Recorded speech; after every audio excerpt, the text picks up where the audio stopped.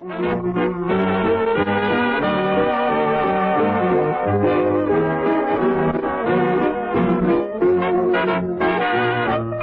a lovely day today, so whatever you've got to do, you got a lovely day to do it in, that's true. And I hope whatever you've got to do is something that can be done by two, for I'd really like to stay. Welcome to Ask Aunt Ann. It's a lovely day here, and I hope it's a lovely day where you are. No matter how old you are, at this time of year, thoughts turn to getting ready for a new school year. So that's what we're talking about this month. We'll be learning all about portrait photography. Our local librarian will be here with some recommendations for good children's books, and I'll answer a couple of your questions about making that transition from summer vacation to school a little smoother. Please stay with us. I'd like to spend some time with you. Our first letter is from Tara Loritz in Whitewater. Tara writes, "Dear Aunt Ann, summer break is almost over, and I'm starting to really feel stressed about getting my kids back into the school routine. How can I make it easier?" Tara, you are certainly not alone in feeling that way. The key is to be proactive. Start easing your kids into the transition as soon as possible. Probably one of the hardest things you will face is changing bedtimes and wake times. If bedtime has been 10 p.m. all summer, expecting your kids to go to bed at 8 p.m. the night before school starts is asking for trouble. And 6:30 a.m. is going to come very early when they're used to getting up whenever they want. That's why it's important to start changing your child's routine now. Try moving bedtime up in half-hour increments every few days. Start waking them a half hour earlier as well. Making these changes ahead of time should ease that back-to-school alarm clock shock. And plan to reestablish the bedtime and mealtime routines also, especially breakfast. Start this at least a week before school begins. Include pre-bedtime reading and household chores if those were suspended during the summer. About the same time, start limiting evening and night television viewing. For example, declare television off limits after 9 p.m. Encourage your child to read or relax by listening to music just before bedtime. The same goes for other electronics. Set daily limits for video games, computer games, and Facebook. If necessary, take possession of electronic devices when time is up. And prepare them for the homework that is ahead. Set up a special place that has a good work surface, is well lit, and relatively quiet. Get your child involved by letting them help you decorate it with a new lamp or bulletin board. It will make it easier for everyone to be more organized and successful. I hope that helps, Tara. And speaking of being successful, I've asked our local librarian, Miss Elsie, to stop by this morning and give us some tips on helping our kids to become good readers. She should be here any moment, so I'm going into the kitchen to make some ginger and honey sweet tea to sip during our chat. Come along and I'll share my recipe. Here's how to make it. Bring 3 cups water to a boil in a saucepan. Add 2 family-sized tea bags and boil 1 minute. Remove from heat. Cover and steep 10 minutes. Next, discard tea bags. Stir in a ½ cup honey and 1 tablespoon grated fresh ginger. Pour into a 1-gallon container and add 7 cups cold water. Serve over ice with a slice of lemon. It's very refreshing. I'll just add a plate of these wonderful brown sugar cookies and I'll be all set. You can find both of these recipes on my website, askantann.com. Well, we finished that just in time. Come in, Elsie. I hope you're having a lovely day. Oh, I am. Thank you, Anne. such a beautiful day for the walk over here, and I'm just so excited to be here to talk about kids and books and reading. It's one of my favorite topics, so thank you. You're welcome. I love reading too, and I think it's terribly important for success. Please have a seat. Oh, how pretty. You didn't need to go to all of this trouble. Oh, no trouble at all. I love having friends over. So, Elsie, tell us what we can do to help the children in our lives love reading just as much as we do. Well, Anne, it's just like you said. One of the most important things we can do to help our kids be successful in school is to support them as readers. From very early on, children must be fluent readers in order to be successful in school. As an adult reader, you are a wonderful resource for your child. The first thing I'd say is that a house full of books is a happy house. Have books available on your children's level right from infancy. Next, get them familiar with the public library. I'm a little biased, of course, but there are so many, many wonderful events to enjoy there all year. You can also make sure to keep a special shelf or basket for books that you check out from the library. Not only will it keep those books organized, but stocking and restocking that basket helps make the library feel like something special. Next, make it part of your daily routine to read to or with your child. Some children love to be read to, while others have a harder time sitting still. If your little ones are a little on the wiggly side, I have a tip for you. When it's time for bed, just ask them if they'd like to go straight to bed now and get some rest, or if they'd like to sit and read with you, or if they're older, if they'd like to sit and read at the same time in the family room with you. Most kids don't mind putting bedtime off by a bit. Also, if you don't particularly enjoy reading out loud, it's completely fine to pick out audiobooks with your child. There are many wonderful audiobooks to listen to. I always have trouble figuring out which books are meant for different age groups of children. Do you have some tips to make that a little bit simpler? I absolutely do have some recommendations for you. Let's start with infants and toddlers. But before I make recommendations, I want to encourage you, no matter what age your child is, to find out what sort of books your child loves. With the littlest ones, this might be picture books, lift the flap books, interactive books, or even those books that have the audio buttons that you push. Your primary goal right now is to get your child excited about books and reading. Your second goal is to help establish the most basic literacy skills. How to hold a book, how to turn pages, moving your eyes from left to right and top to bottom. Board books are wonderful for little ones because not only are they almost indestructible, they also allow kids to more easily manipulate those pages. This is one of my nephew's favorite board books. It's called I Am a Bunny, and it was written by Eli Wedel. It has absolutely wonderful illustrations, however, which were done by Richard Scarry. Even with very young children, you should always introduce the idea of authors and illustrators. Let them know who wrote and illustrated each book. It helps them understand that there are people behind books, and that they might even be those people one day. It also helps them find books by the same authors and illustrators in the library. My nephew is just turning 3, and he knows the names of the authors of his favorite books. When he comes to visit me at the library, we can find where they are on the shelves and pick out his favorites. Now, as you're reading with a child, talk about what you're seeing in the pictures. Ask them questions. What is that? How does that character feel? Why do you think that character is doing that? So looking at this book, you can kind of see there's so many wonderful pictures in here about nature. It moves through the seasons step by step, and they're all so sweet. I just love these, and my nephew does too.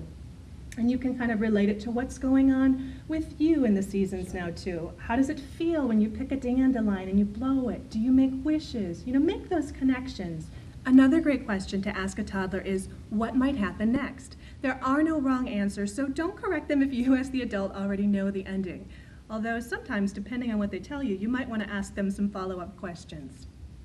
I have 2 more books which are great for infants and toddlers. This is a wonderful wordless book called Hank Finds an Egg by Rebecca Dudley. I love this for kids who are just starting to practice telling stories and making up stories about pictures. She has made these wonderful, wonderful dioramas, very elaborate, beautiful little scenes, and she's crafted this story. So the first time I would introduce this to a verbal child, I would kind of ask them what's happening in the picture and what they think is going to happen next. So So this is another wonderful book, and the wordless ones are so great because your child can also tell the story. That fosters creativity and problem solving. Absolutely, and starting to construct stories or narratives, which is wonderful. They can tell this story to someone else. They can read it on their own, which is a wonderful thing to have in your house. This is super fun for kids who are wanting to be more interactive. This is a great one if you have a kid who has a hard time sitting still to listen to a story. It's called Press Here by Henri Toulet. That last name is T-U-L-L-E-T. And what it is they start with a button. And they are asked if they are ready, and then they're told to press and turn the page. And they get to see what happens. And on each page they're given a new instruction. Now, on to preschoolers. Now, these are going to be your 3 to 5-year-olds. So you're moving beyond learning just what books are and more into some of those story details and learning about what makes up words. Books with alphabet songs or rhyming games, anything that helps children work with the sounds that make up words is wonderful for the preschool level. I actually wanted to share with you a favorite game I have for this age level that focuses on learning what we call the initial sounds of words. This is the sound they start with. I'm going to show you a little bit about how I set that game up. So I brought in my little basket of tricks. Let me set these over here. Thank you so much, Anne. I appreciate your help. No problem. So I'm going to start by showing you, I have these wonderful cards. They're called sandpaper letters. And I got these on Etsy. And you can see they actually are colored sandpaper. Oh, wow. This is great because you can get the kids touching those and being involved and really understanding how the letter is formed. The dot actually shows you where you start writing the letter so they can practice writing even without holding a pen or pencil. So I have this whole alphabet, which I keep in this little recipe card box I just picked up secondhand. And what I like to do when I'm working with my nephew is I like to take one of these sandpaper letters and I introduce it to him, so we trace it and we say the name and the sound. So we go B, and we do that about 3 times. And then after it's been introduced, I get all sorts of little treasures that I have lying around or that he's got for toys at his house that have that same starting sound. So you can see we've got a bulldozer, a balloon, which I actually got from a Barbie, a little tiny blue butterfly, a boot, a bucket, a bottle, and a bat. Now, I know these are very tiny, but for some reason, kids just love these tiny little objects. They feel extra special. And they don't take up much space, and you shouldn't have to buy new things because you should be able to find a lot of things around the house that you can use for a game like this. So this is something that you can have sitting on the breakfast table every morning when they come down after you finish breakfast. Maybe you kind of review, maybe they can explore those different objects that start with that sound. Then after you've got a few of those that they've learned, you can actually turn it into a game for them. And you can take baskets. Let me just set this over here.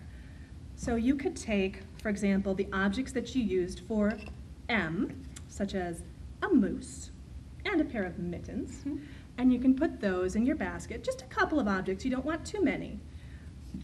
And you can take something with another letter that looks quite different. You wouldn't want to use an N. You want something that's easy to see the difference from, like an H or maybe a B, an S, a T.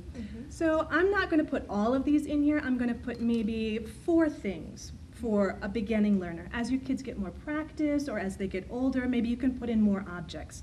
So I would mix them up and I would ask the child to put the correct objects in the correct basket. So when you're looking at these preschoolers, yes, look for those books that have plenty of rhyming, look for those books that have all sorts of alphabet-based games, but also make sure that you're seeking out books that connect to their lives and interests too. You don't want to forget that now. If you're going apple picking this fall, find some books about apples and apple picking and apple pie and how fruit grows in the library. And as fall comes, look for those books on leaves falling, books about family holidays. There are so many wonderful books for beginning readers. A lot of beginning readers really like series. For instance, the Elephant and Piggy books by Mo Willems, who actually won some Emmys writing on Sesame Street before he started writing kids' books. These are wonderful. These are simple, expressive books, really simple line drawings, repeated vocabulary. So another book that I wanted to talk about is A Sick Day for Amos McGee. It was written by a husband-wife team, written and illustrated by a husband-wife team, Philip and Aaron Stedt. And this just has beautiful illustrations. It won a Caldecott. So if you look at it, she does most of her work with wood block or linoleum block printing. And it's just a beautiful, simple, attractive kind of book. It's a wonderful book. Now, the last kind of collection here I wanted to talk to you about is a group of nonfiction books. Don't forget about nonfiction when you're working with young readers or older readers. There are many wonderful nonfiction books out there. So I really like these because they come in all sorts of different topics. We've got tools, construction, ladybug, colors, weather, night creatures.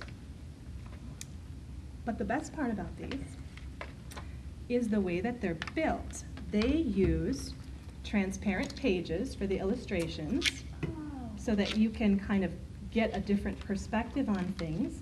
And the color mixing book has some, here, you can actually mix the colors. See what happens when you add yellow to pink. How clever. It turns orange, yeah.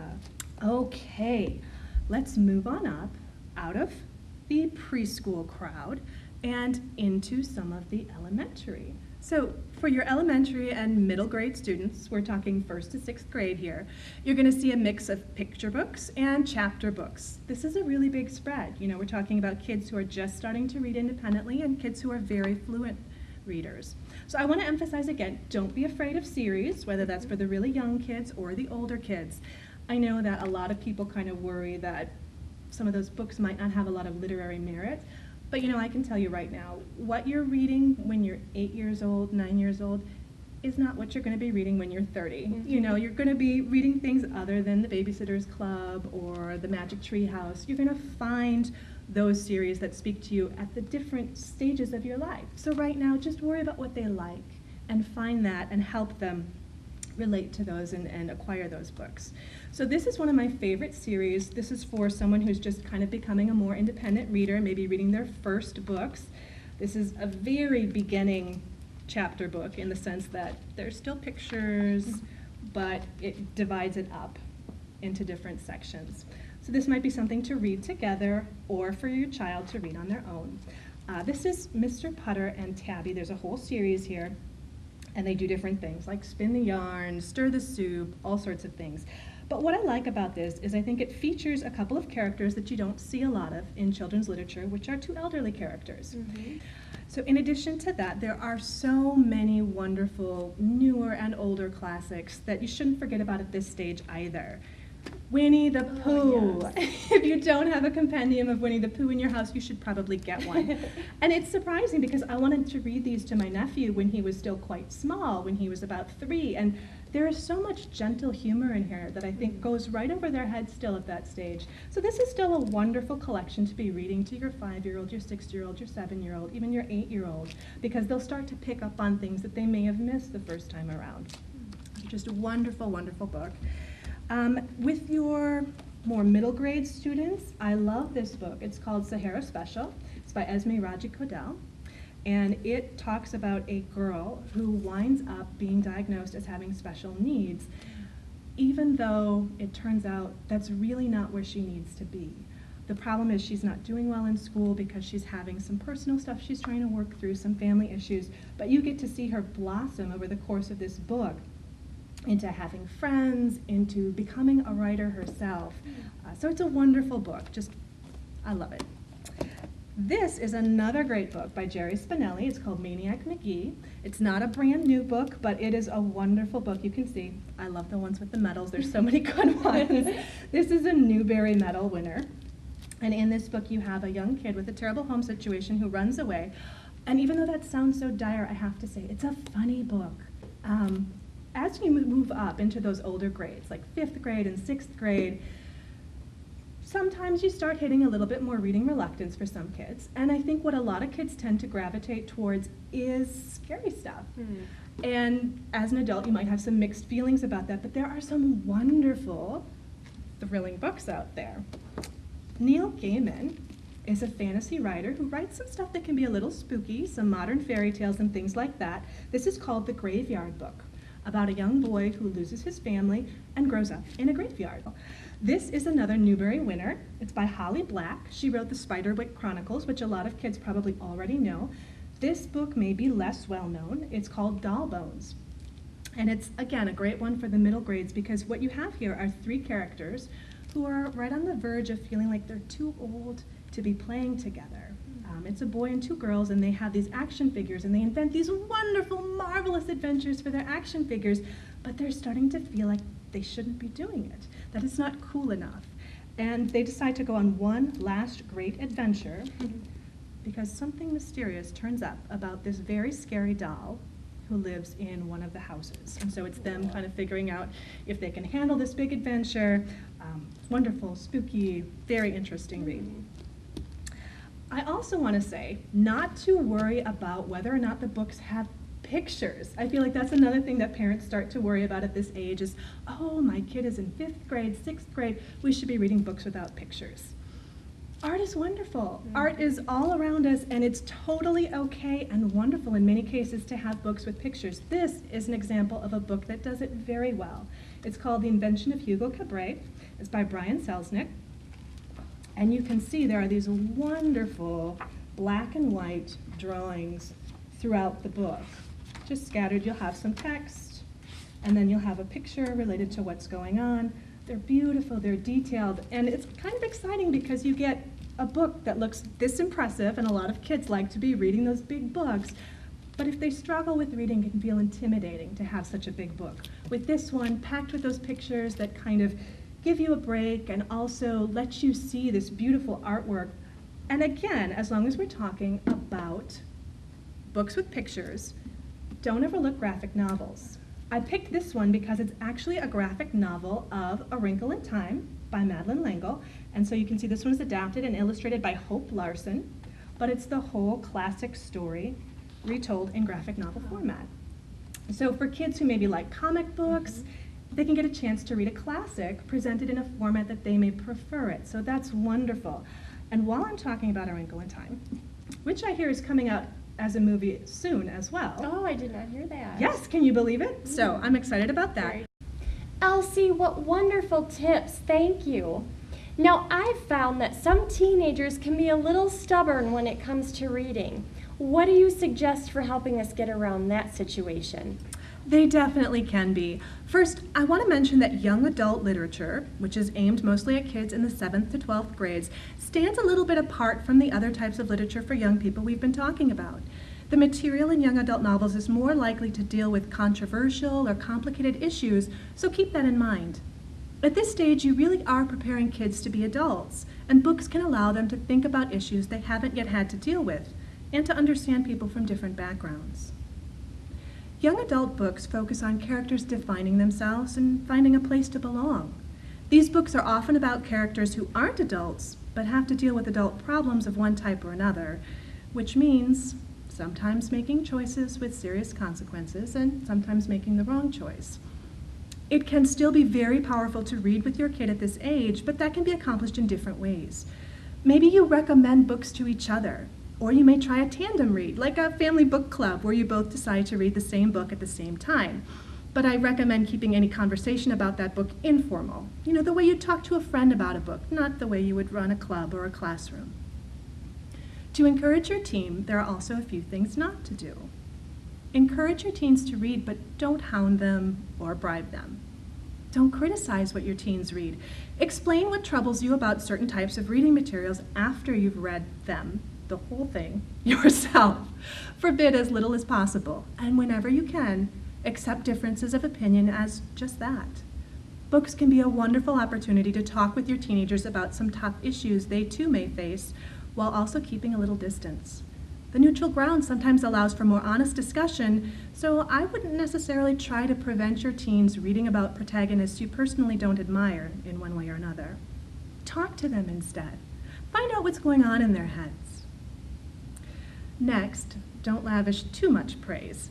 If you catch your teenagers reading, show interest, but don't make a big deal out of it. Teens need to know that they're reading for their own pleasure, not for your approval. You do want to set an example, of course. Let teens see you reading for pleasure. Furnish your home with a variety of reading materials. Leave books, magazines, and newspapers around. Check to see what's disappearing for a clue as to what interests your teenager. And remember that a variety of types of reading, including graphic novels and the Sunday comics, all support different reading skills. Give your teens an opportunity to choose their own books. When you and your teen are out together, browse in a bookstore or a library. Go your separate ways and make your own selections. You don't need to hover. A bookstore gift certificate is a nice way of saying, you choose. You also want to make sure to build on your teens' interests. Look for books and articles that feature their favorite sports teams, rock stars, hobbies, or television shows. Give a gift subscription to a special interest magazine. Even though they're older, keep or make reading aloud a natural part of your family life. Share an article you clipped from the paper with your teens, a poem, a letter, or a random page from an encyclopedia without turning it into a lesson. Some of my friends with teens enjoy listening to young adult audiobooks on their commutes with their kids or on road trips. It prevents any disagreement about musical tastes, and it might allow you some insight into the pressures and problems teens are facing these days. Part of what we want to talk about next is making sure you acknowledge your teen's mature interests. Look for ways to acknowledge the emerging adult in your teen by suggesting some adult reading you think they can handle. Always keep the big picture in mind. For all sorts of reasons, some teenagers go through periods without showing much interest in reading. Don't panic. Time and a few tips from this might help rekindle their interest. And of course, there are plenty of wonderful young adult books out there. Young adult is kind of the bee's knees right now. Many young adult books are currently being made into blockbuster movies like The Hunger Games or Divergent, The Maze Runner, or The Fault in Our Stars. But there are many lesser-known, quieter books that many teens will love too. Elsie, I'm so glad you were able to stop by today. You really gave our viewers a lot to consider. This is why you should all have your own library card and go there often. It's the heart of every community. It is. And the librarians can help with anything. Just ask. So true. Instead of a song on today's show, I've asked Elsie to read an essay about reading. I think you'll enjoy it. So this is a little bit from author Neil Gaiman's perspective on books and libraries. The simplest way to make sure that we raise literate children is to teach them to read and to show them that reading is a pleasurable activity. And that means, at its simplest, finding books that they enjoy, giving them access to those books, and letting them read them. I don't think there is such a thing as a bad book for children. Every now and again it becomes fashionable among some adults to point at a subset of children's books, a genre perhaps, or an author, and to declare them bad books. Books that children should be stopped from reading. I've seen it happen over and over. Enid Blyton was declared a bad author, so is R.L. Stine, so were dozens of others. Comics have been decried as fostering illiteracy. It's tosh, it's snobbery, and it's foolishness. There are no bad authors for children that children like and want to read and seek out, because every child is different. They can find the stories they need to, and they bring themselves to stories. A hackneyed, worn-out idea isn't hackneyed and worn out to them.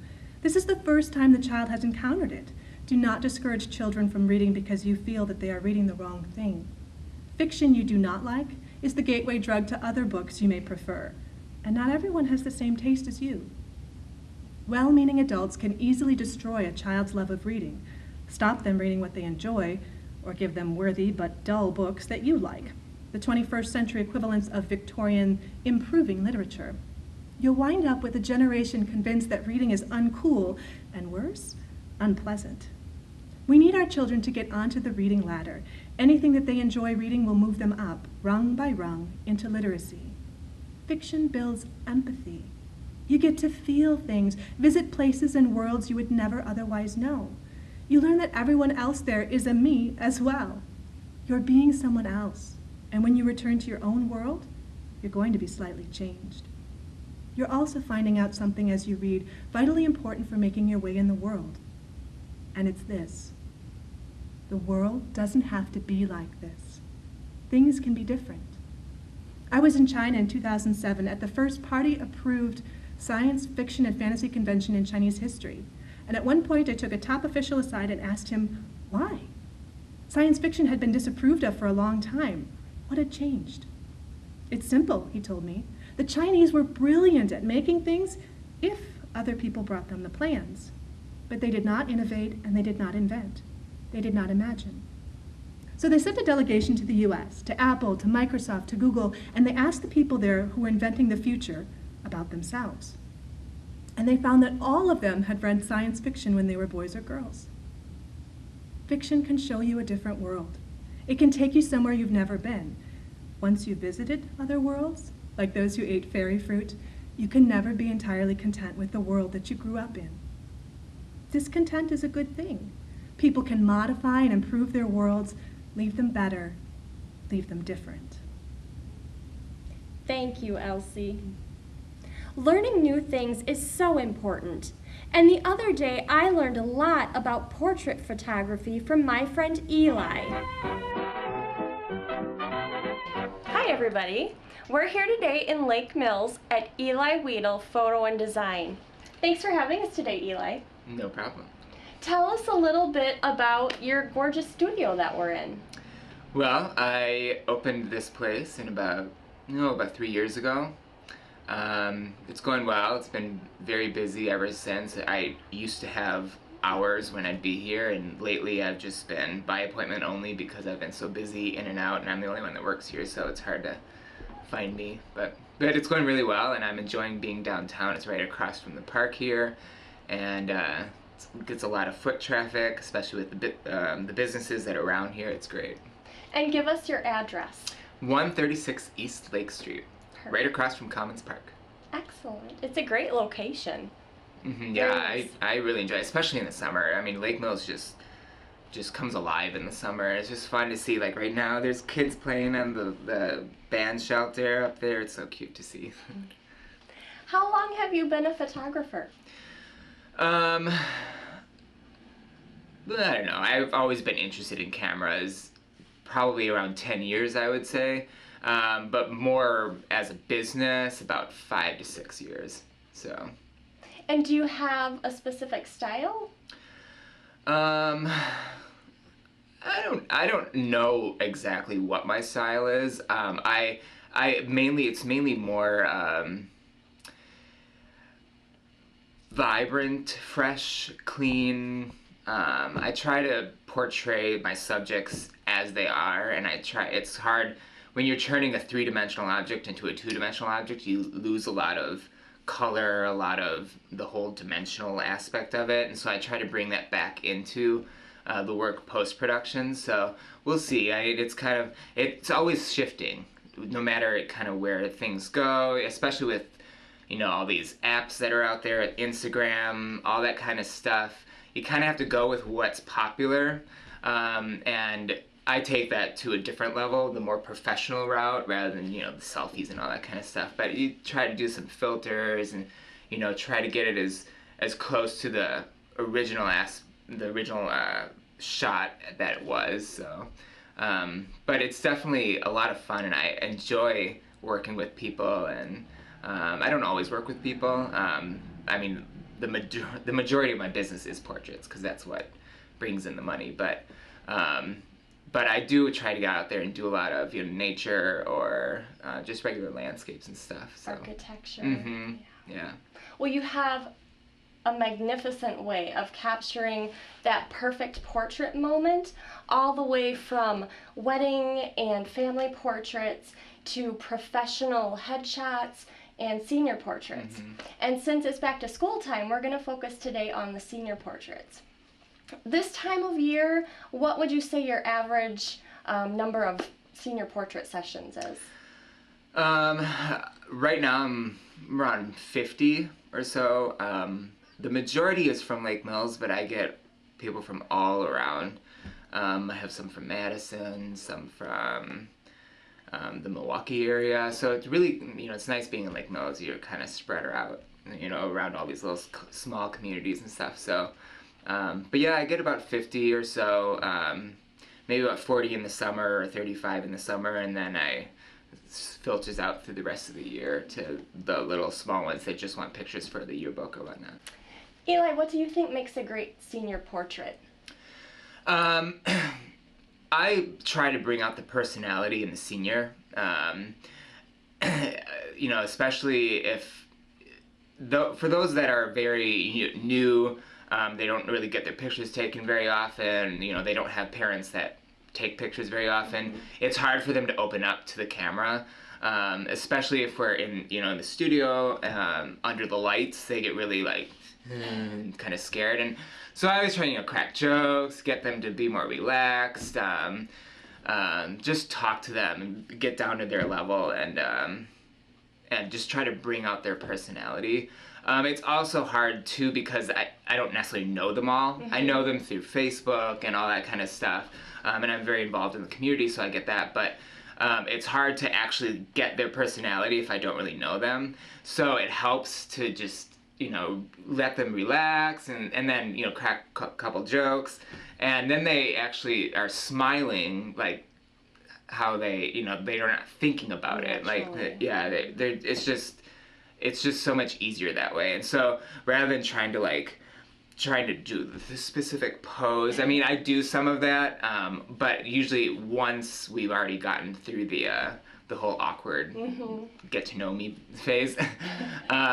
But yeah, it's really just the personality is what helps bring, that character to life. But then it's also obviously, how you frame the shot and how the light and all that kind of stuff. So it's a big combination of everything. But if you don't have the personality, if you don't have the subject in the subject, it's really hard to say it's a great photo. Sure. So. And can you give us some advice about things like colors, clothing choices, props, and locations? Yeah, colors wise, I would do something that matches your eye color. So because as we're talking, I'm looking right into your eyes. That's the first thing you look at when you see a picture. When you see someone, I'm sure you're all looking at my eyes. When you look at a picture, the first thing you'll notice are the eyes. That's where you want to go, because it shows the whole personality of the photo. And so you have to do something that complements that. So if you have blue eyes, wear a blue shirt, wear cool colors, blues, greens, purples. If you have more of the olive eyes, do something more in the neutral. But yeah, do something that complements your eyes. Do something that complements your hair color. If you're relatively fair-skinned, don't choose light colors because you can get lost in your clothing. And just in general, lighter colors, they're great for, in 3D life, but when you transfer it to photography and to 2D, it loses its dimension and its form, so you can look bigger. So you always want to aim for darker colors, or more, from gray on darker. Or if you do have a lighter color, maybe put a scarf over top of it, or a shawl, or something that kind of breaks it up a bit. Sometimes white can be way too much for a photo, and people are drawn to the brightest part of the photo. If it's the sun, that's great. But if it's a portrait, you don't want to be wearing a white shirt because it's going to be like this big white blob, and then the face above it. You want to be focusing on the face. So stay to the more neutral, more nothing too vibrant, that kind of stuff.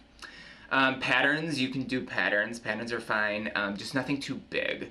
They can be kind of distracting. Like the lovely dress you have on, that's perfect. It's from far away, it just has that light little tone to it. Up close, you can see the little drops or whatever.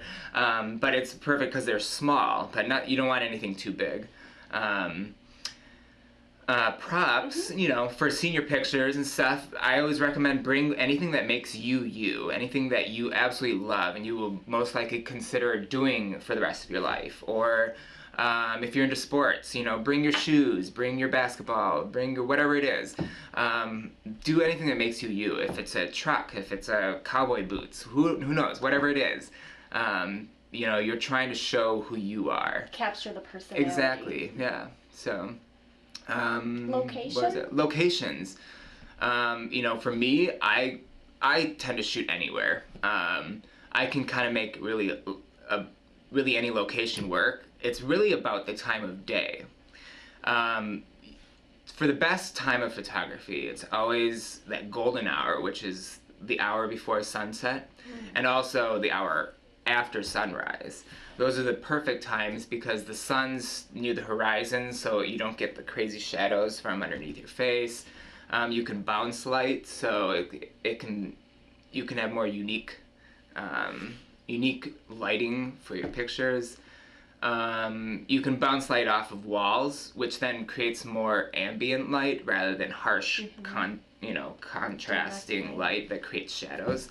So you can do a lot more of those, which is why I tend to shoot in the mornings and the evenings. But really, location-wise, you know, I mean, choose any place that you like. You know, if it's flowers, great. If it's urban, like, you know, brick walls, downtown aspect, do that. You know, it's really up to you. I could care less about where the locations You'll are. go anywhere. Yeah, exactly. That's great. And how long does a senior portrait session with you last? It really just depends on what you're choosing. Like, I go by packages. Okay. So you can choose like how many proofs you want to see, and I've got packages that start at 4 proofs all the way up to 30 proofs. So it really just depends, and it also depends on how I guess photogenic you are, or you know, how comfortable you are.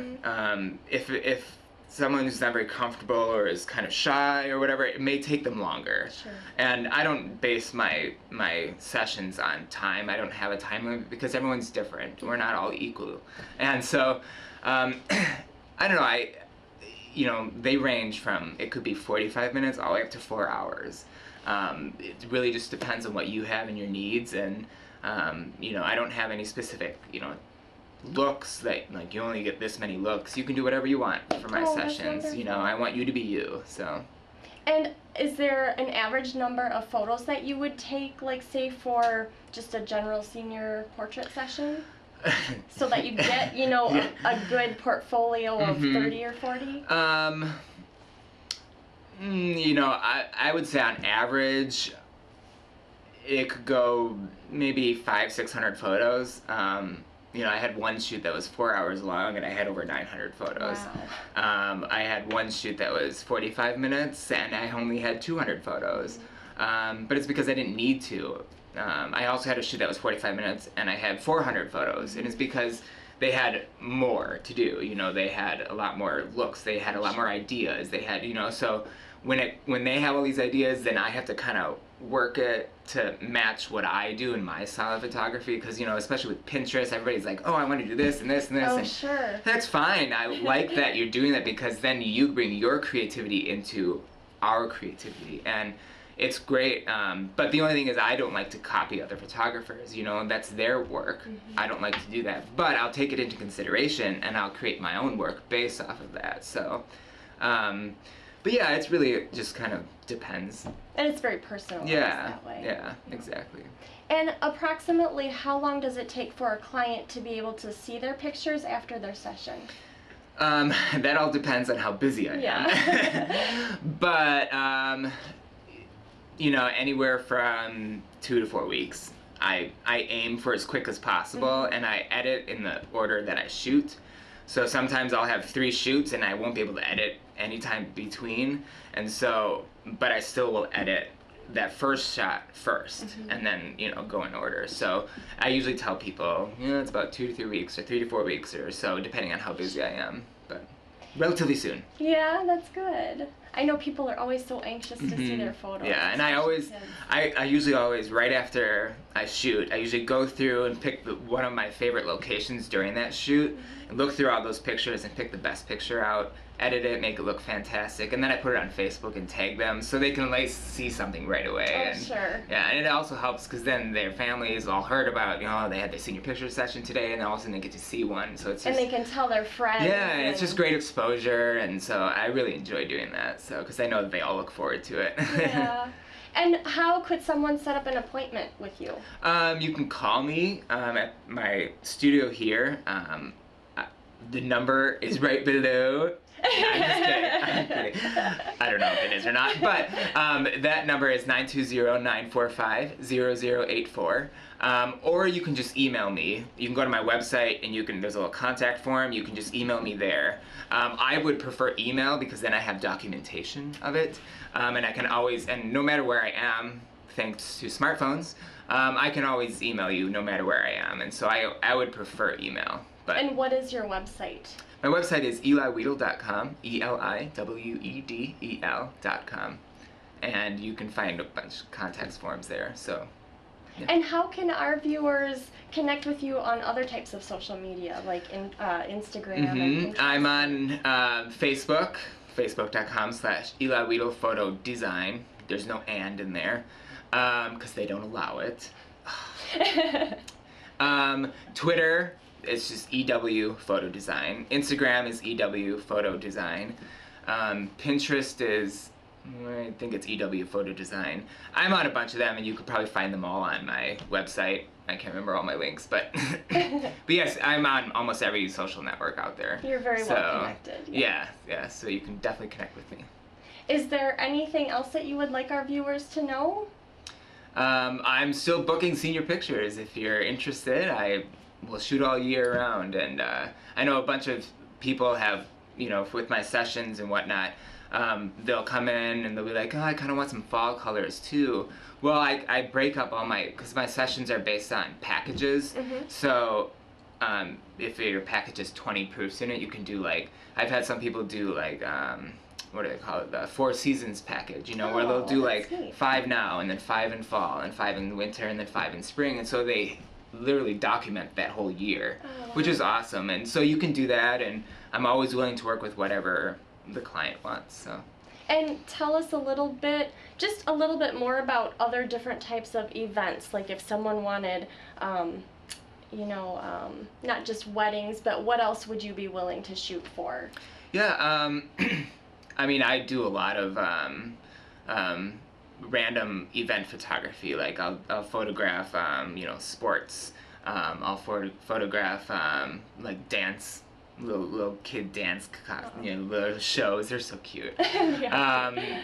I mean, I'll photograph really anything. I love event photography. It's fun. That gets me to use a different style of photography. Portraiture is very, posed and very delicate and, more time consuming, whereas event photography is really just capturing the moments as it happens, which is basically kind of weddings are a mixture between portraiture and event photography, and so it's fun to do weddings. But yeah, I mean, really I've done, a bunch of corporate events for companies in Madison, and really I'm open to anything. I'm always willing for a challenge. So. Oh, excellent. I'm sure some of our viewers can meet that challenge for you. Yeah, I hope so. Thank you so much for having us here today, Eli. You gave us some great information. Good. And if you would like to schedule a session with Eli, go to his website and get in contact with him on all the different social media outlets that he mentioned. Have a lovely day. Thank you. Those photos are just beautiful. I'm so glad he was able to share some of his secrets with us. I think it's time for another viewer letter. This one is from Jan Rosowski in Dousman. Dear Aunt Anne, my 6-year-old is very unorganized in the morning and we are always running late. Do you have any tips for getting him ready on time? That's sure not a good way to start the day, Jan. Here are a couple of things you can try. Make a checklist. There's a link to one on my website. It's in Microsoft Word, so you can customize it to your particular child. Print it out and have it laminated or slide it into a page protector. Use dry erase markers to check off the completed tasks and give him an incentive to complete the list each day. Maybe on Saturday night, he can stay up 10 minutes extra for every day it's completed on time. You know what's important to him. Also, you may want to get everything together the night before. Pick out the clothes, pack up the backpack, put the shoes by the door. That way, he'll have time to eat breakfast and brush his teeth. And eating breakfast is so important. An empty stomach means no energy for the brain. Try to stay away from sugary cereals. Some of them contain 37% sugar. That may give them a burst of energy, but sugar breaks down very quickly, making us sleepy and feeling very hungry well before lunch. I suggest things like fruit and yogurt or fruit and oatmeal. Sprinkle some nuts on top and your child will have the energy to get through the morning. Do try to stay away from the instant oatmeal. Old-fashioned oatmeal doesn't take much longer and it's so much better. Try it yourself and you'll taste the difference. Now, before we go, I'd like to read a poem written by Shel Silverstein. Humor is another way to get kids interested in reading. Sick by Shel Silverstein. I cannot go to school today, said little Peggy Ann McKay. I have the measles and the mumps, a gash, a rash, and purple bumps. My mouth is wet, my throat is dry, I'm going blind in my right eye. My tonsils are as big as rocks. I've counted 16 chicken pox. And there's one more, that's 17. And don't you think my face looks green? My leg is cut, my eyes are blue. It might be instamatic flu. I cough and sneeze and gasp and choke. I'm sure that my left leg is broke. My hip hurts when I move my chin. My belly button's caving in. My back is wrenched, my ankle's sprained. My appendix pains each time it rains. My nose is cold, my toes are numb. I have a sliver in my thumb. My neck is stiff, my voice is weak. I hardly whisper when I speak. My tongue is filling up my mouth. I think my hair is falling out. My elbow's bent, my spine ain't straight. My temperature is 108. My brain is shrunk, I cannot hear. There is a hole inside my ear. I have a hangnail, and my heart is... What? What's that? What's that you say? You say today is Saturday?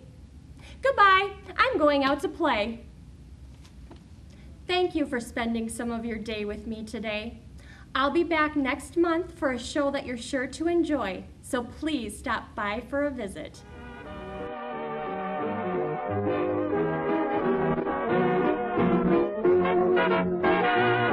It's a lovely day today, so whatever you've got to do, you got a lovely day to do it in, that's true. And I hope whatever you've got to do is something that can be done by two, for I'd really like to stay. It's a lovely day today, and whatever you've got to do, I'd be so happy to be doing it with you. But if you've got something that must be done, and it can only be done by one, there is nothing more to say, except it's a lovely day for saying it's a lovely day.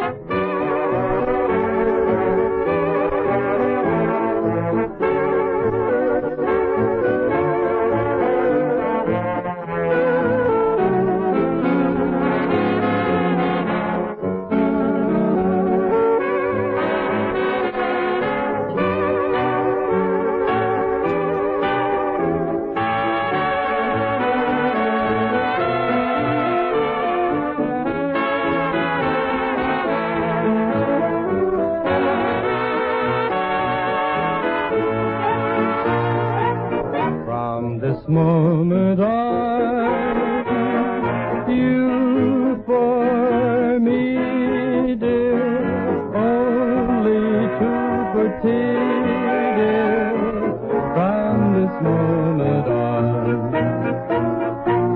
from this happy day, no more blue songs, only hoop-de-doo songs from this moment on. For you've got the love I need so much, got the skin I love to touch, got the arms to hold me tight, got the sweet lips to kiss me goodnight. From this moment on, you